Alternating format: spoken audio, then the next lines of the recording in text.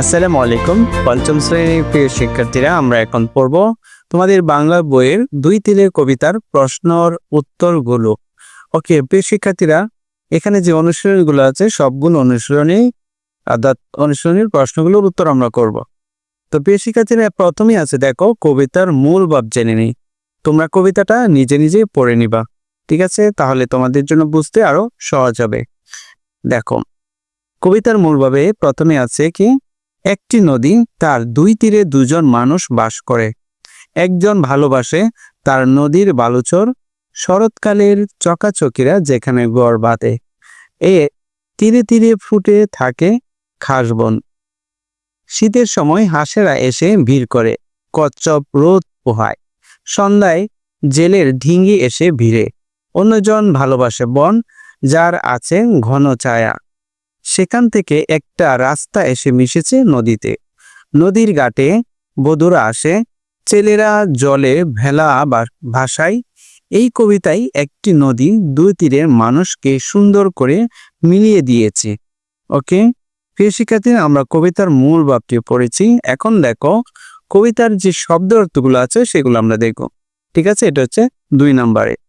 প্রথম হচ্ছে নির্জন। নির্জন অর্থ জনশূন্য স্থান, অর্থাৎ যেখানে কোনো মানুষ বসবাস করে না। চকাচকি অর্থ হলো হাঁস জাতীয় পাখি। তট মানে নদীর তীর। ডিঙ্গি অর্থ হলো এক ধরনের নৌকা।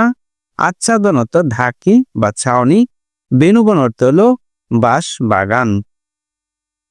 ওকে, তারপরে ৩ নম্বর আছে দেখো শূন্যস্থান। এখানে বলেছে ঘরের ভিতরের শব্দগুলো খালি জায়গায় বসে বাক্য তৈরি করি, অর্থাৎ এগুলা কি একটা ঘরের ভিতরে আছে।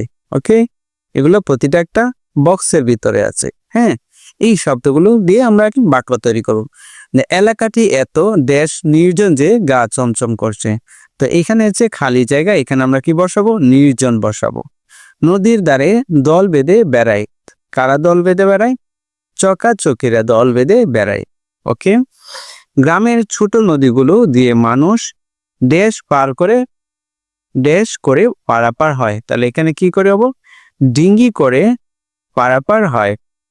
নদীর তটে প্রতি বছর মেলা বসে। খালি জায়গায় আমরা কি বসাবো? তটে বসাবো।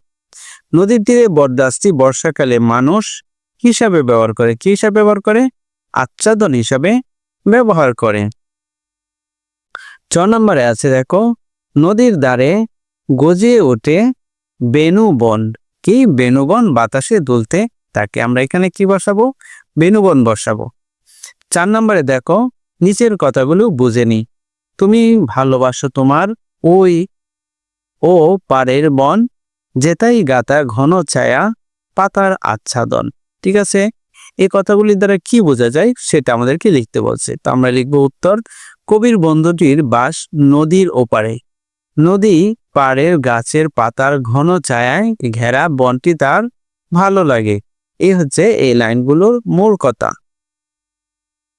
৫ নম্বরে আছে দেখো প্রশ্নগুলোর উত্তর বলিও লিখি।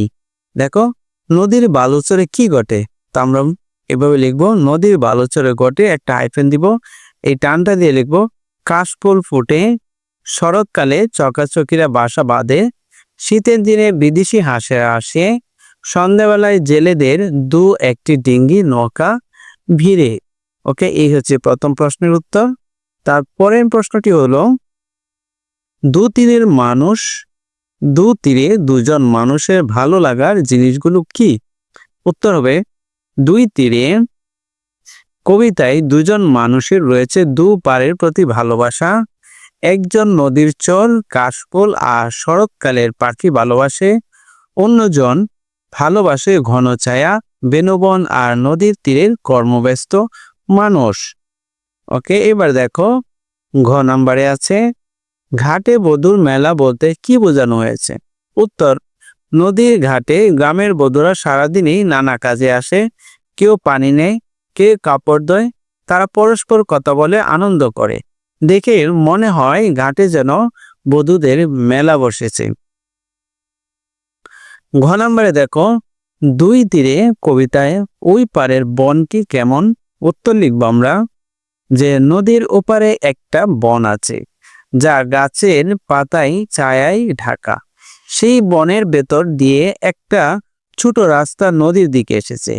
রাস্তার দুপাশে বাঁশঝাড় আছে, যেগুলো একে অপরকে জড়িয়ে ধরে দাঁড়িয়ে আছে। ওকে, 1 নম্বর প্রশ্নটা দেখো। সকাল সন্ধ্যায় ছেলের দল কি করে? উত্তর লিখো, সকাল সন্ধ্যায় ছেলের দল নদীতে ভেলা ভাসিয়ে ভেসে বেড়ায়। ওকে, তো আমরা 5 নম্বরে যেই প্রশ্নগুলো ছিল সবগুলো করেছি। 6 নম্বর বলেছে কবিতাটি আবৃত্তি করো। এটা তোমার শিক্ষকের সাহায্য নিয়ে নিজে নিজে কবিতাটি আবৃত্তি করবে। 7 নম্বর আছে দেখো কর্ম অনুশীলন। শূন্যস্থানে কথা বসিয়ে একটি কবিতা বা ছড়া লেখার চেষ্টা করি। দেখো সবগুলো কি শেষের শব্দটা দেওয়া আছে, এটার সাথে মিল করে তুমি এখানে কি লিখতে হবে, কিছু কথা লিখতে হবে যাতে কি একটার সাথে আরেকটার মিল থাকে। ওকে প্রিয় শিক্ষার্থীরা, তাহলে এটাকে আমরা এইভাবে লিখতে পারি। দেখো, জ্বর জ্বর করছে আষাঢ়ের মাস, শেষে কিন্তু আষাঢ় ছিল, এরপর লাইনে ছিল কি বাস।